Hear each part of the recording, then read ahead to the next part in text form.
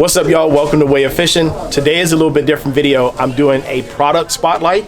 I'm in Colonial Heights, Virginia at Dance's Sporting Goods. I was in here the other day and I walked over to the counter while I was having a conversation and these baits stopped me dead in my tracks.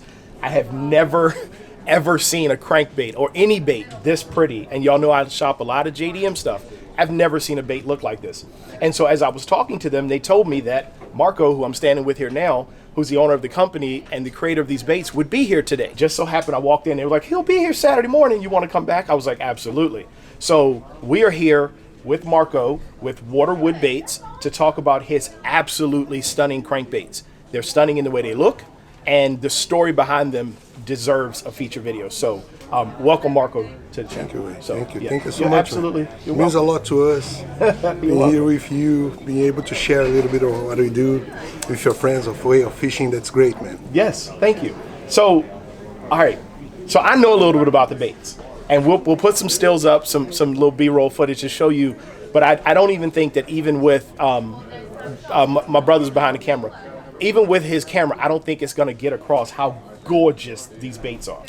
Like, so tell everyone about the baits. I've been learning about them all morning. So let's talk about the company. Let's talk about the bait.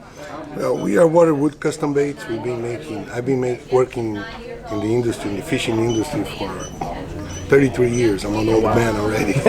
Developing product, we development for several companies. We started in 2012, Waterwood Custom Baits, making baits for peacock bass in Brazil. Fishing in South America, peacock bass, golden dorado, the two main species that we have over there. Moved to America, working in the industry, started to buy a lot of fishing tackle here and bought some baits from Zoom Crankbaits, WEC, made by Mr. Eddie Chambers, late Mr. Eddie Chambers, the owner of Zoom. And he had such a supreme product, amazing product. Right. So I was buying the baits, fishing the baits. Unfortunately, a few years ago he passed, and the baits could not be found anymore. So I made a few crankbaits for myself. Just decided to make a crankbait. Just for myself. What kind of skill does that take to carve a bait and be balanced? And, you know, he says it like I just made a bait, but to us, being able to carve this and have it come through the water like this instead of like this, that's not everyday skill. It's not as complicated as it looks like, you know, and I've been doing this since I was 12 years old. Okay. When I started fishing in Brazil, it was very difficult to get baits, especially baits made out in overseas in the United States. We were always trying to find, and they were expensive, so we ended up making a few for ourselves. And they were very basic baits and this and that, but this is how I started. I made a few baits for myself here in the United States. I have a good friend that is a professional Elite Series angler. His name is Todd Otten. Gave Todd a few baits. Todd said, man, these are good, you gotta make more. Started making a few baits more. Baits are all handmade in Brazil, in the south of the rainforest, by the wetlands. We use a special wood called Marupá pedra. Marupá, yes. It grows on the wetlands, on the rainforest, and almost half of the year, half of the trunk of the tree is flooded. So the tree has a very special wood that is almost as light as balsa, but a lot stronger than balsa. And also does not absorb water as much as balsa. We do everything a little bit different, and I don't say better, I just say different. The materials that we use, we try to use all premium materials, like the lip in our baits. They are made out of circuit board, but it's not regular circuit board, it's G10, which is very strong. It's military grade material. The wire, a lot of people use softer wire, we use a harder wire. Now I noticed when I first saw these baits, one of the things I noticed is the wire is twisted and appears to be like hand formed. Yes, it is hand formed. So the wire continues all the way through. No, it's not through wire bait. Okay. It's only placed in place and glued in place, screwed and glued in place. Okay. It's 3 or 4 wires. So if you notice, the loop in our baits, they are not perfectly round. They have a little bit of oval shape because the wire is so hard that it's almost impossible by hand to do a perfect loop. Okay. So the loop is not 100% perfect, but makes for a lot stronger bait. And the beauty of a stronger wire, let's say you're fishing, you catch a big 5-pounder, 6-pounder fish, you put it on the net, that fish is shaking on the net with bait and mouth and treble hooks grabbing the net. If you have a soft wire, that bait the wire will bend and the bait will lose tune. Using a heavier wire, you're avoiding that. Not to an extent, not 100%, but pretty much. Yeah. We do the baits a little bit different. We cut the body, we cut everything on the bait, the lip slot, the eye compartments, the balance beam dots compartment. We cut everything first. We drill the bait, and then after we do that, we seal the bait. We seal the wood first. So everything is sealed. There's no way to get water in the wood. Now you talked about the dot. You said it's a balance dot? Well, we call it a balance beam dot. Okay. And this is something that... Is that wood or metal, or is it a weight? Or it's a... Or can you say? If you can't say, you can't say. No, it's a composite material. Okay. And this is the deal. We only do it on baits that have like a shed pattern or a bait fish pattern, a deal pattern. And what this does, this add weight on both sides of the bait, not in the center of the bait. So if you're fishing, if you're cranking, you hit a stump, right? Bump, you felt the stump. If you twitch it, instead of the bait going like, bait goes really erratic because bait is very unstable in the water, hunts a lot. This add weight on the sides and make the bait more unstable. And we believe that sharp reaction, erratic reaction of the bait triggers the strike more. Of course, we only do that on the bait fish. On the crawfish patterns, we don't do that because you're cranking, usually crawfish, you're cranking in contact with the bottom, and we want that bait to track on the bottom, not get loose out of the bottom. So this is why we use the balance beams. Okay. And they have a second effect on the bait because they become a kill spot for the predator. Yep. It's a way that the predator can center and focus on the bait and hit the bait right in the middle. You know, a lot of the predators, they focus on attacking the bait on the head, on the eye, because this is when they are more efficient. So if you don't know that, if you ever go to buy a crankbait and it has a dot, false dot painted near the tail because they're trying to make it look realistic, well, that bait fish is trying to make the predator miss. So in efforts to make some things realistic, yes, exactly. I was like, you're going to make them miss the bait because that's why the dot's there. So just study the prey if you want to catch the predator. That's a great point. That's a good point. Man, I have so many books at home, man. I like that, man. Yeah. So, catch the fisherman out to fish sometimes. That works too. We use special paint process. I don't call it proprietary, but it's kind of unique to the fishing industry. At least as far as I see, it's a paint that is used in carbon fiber applications, reactive paint, different process to paint, a little bit more finicky, but gives the bait, instead of several layers, everything bonds together, it becomes a very thick armor around the bait. So if you get to peel one of our baits, if you hit it really hard on a rock or on a dock or whatever it happens, they are a lot stronger than, I would say, not all the wood baits, but the majority of the wood baits. They are, I believe, one of the strongest in the market.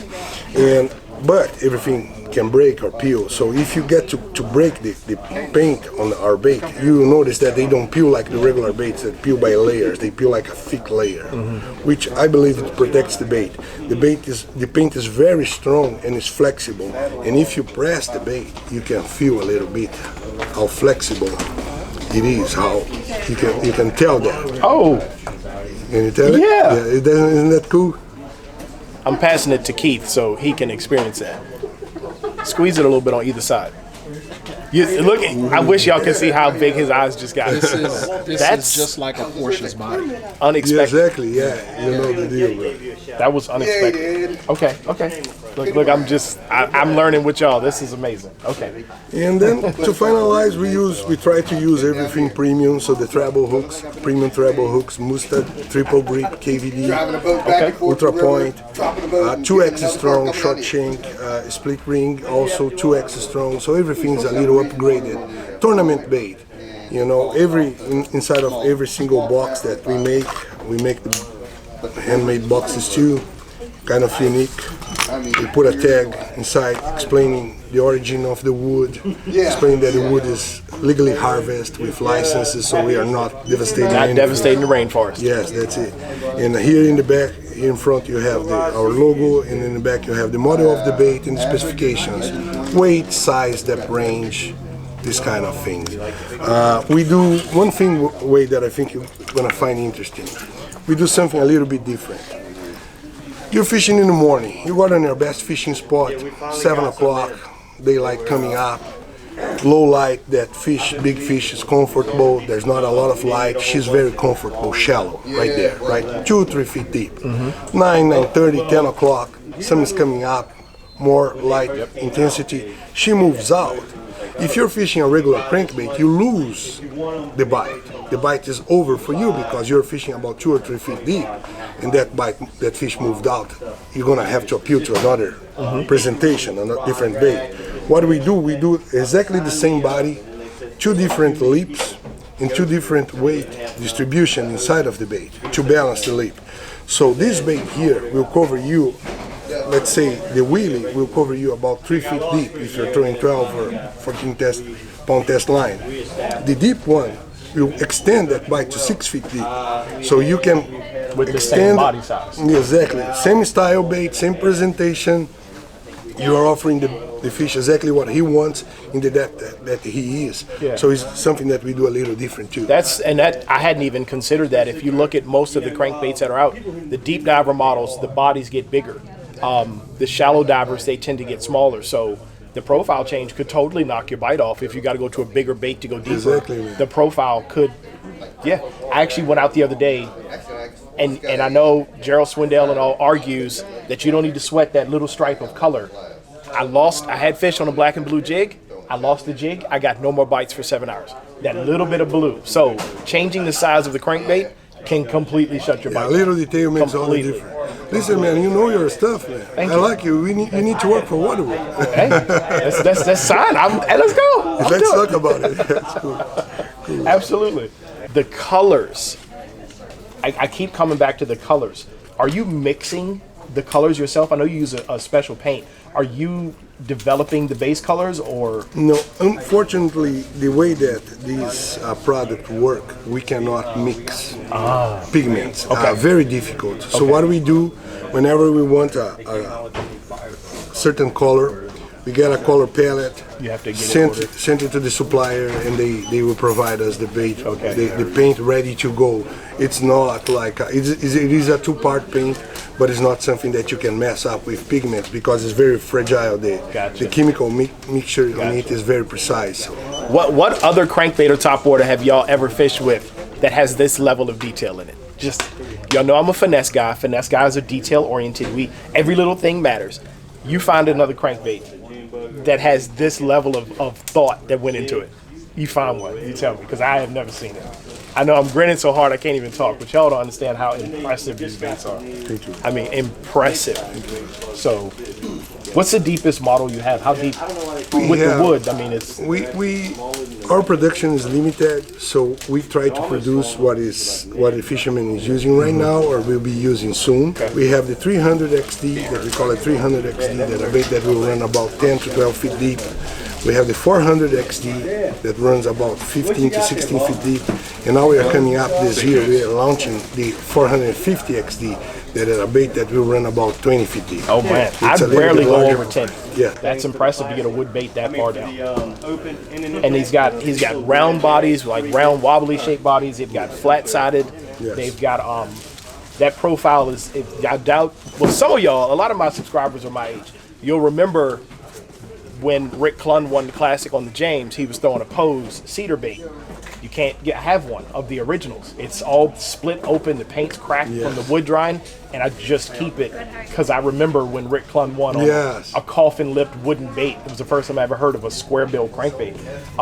But some of the body styles are a little bit of a kickback to the original 1970s, 80s wood baits. I see a little bit. Little fat belly on the side. I see it. Yes, I see it. we Paying homage to the originals. We're going to be honest. I don't think we invented anything special. What we do, we get the staple models, the models that were really efficient, and try to improve as we can. Like the wheelie. The wheelie was a bait that was designed in the late 50s, and unfortunately, the gentleman that originally made the bait, passed and baits kind of disappeared. Today they are collectibles. We made our version of the wheelie. Since the wood that I use is a little bit more dense, I cannot copy a bait. First, I don't like it to copy, and second, I don't think it's right. No. And second, would not work for me because difference in wood would make a difference in the bait. So what I do, I get the concept and try to develop a little bit better. Always focusing on tournament fishing. You don't need to be a pro to use our baits, but our baits are really trying to give you an edge, trying to give you something that will outperform. If you have 200 boats in the field like they have this weekend here in Virginia, fishing the opens, and 90% of the field is throwing a plastic bait that has a characteristic vibration of plastic, and you're throwing a wood bait that is a lot more natural, it's organic material, it's a lot more natural presentation. We believe that that will give you the edge. And maybe one or two or three bites in the end of the day will make all the difference. Sometimes all you need is the one bite. Yeah, there you go. I've been there. Yeah. The one bite has beaten me. Yeah. And I've won off the one bite too. So, There you go. yeah. Guys, I'm going to link Dance's website in the comments. You can purchase these on their website. I will put information for the company in the comments. Make sure you go down and take a look. I certainly appreciate your time. I'm talking to him. We were talking before the camera cut on and everything. He knows his stuff. He has been a joy to talk to about actual real fishing. You know, we were real fishermen. Enjoy talking to real fishermen, right? I'm not going to ding anybody who just sells for selling, but it's been really, really nice to speak to you this morning. Thank you. I appreciate you, sir. I thought I learned a lot about the baits from Walter the other day. You took me down a whole different path. So. Listen, man, it's a two-way road. I learned a lot with you too. Thank you, I really appreciate you, all your friends, man. Thank you so much. I was thinking when you said that we didn't make anything new, y'all know my brother at Revolution Images, he does car photography a lot. And as you're saying that, I'm thinking, well, Lamborghini didn't invent the car either, but they sure did refine it. You know, so exactly. Lamborghini's not a regular car. They didn't make it either. So, yeah, it's not a slight, but you definitely refined the crankbait. Appreciate you, sir. Thank you so much, man. Thank you.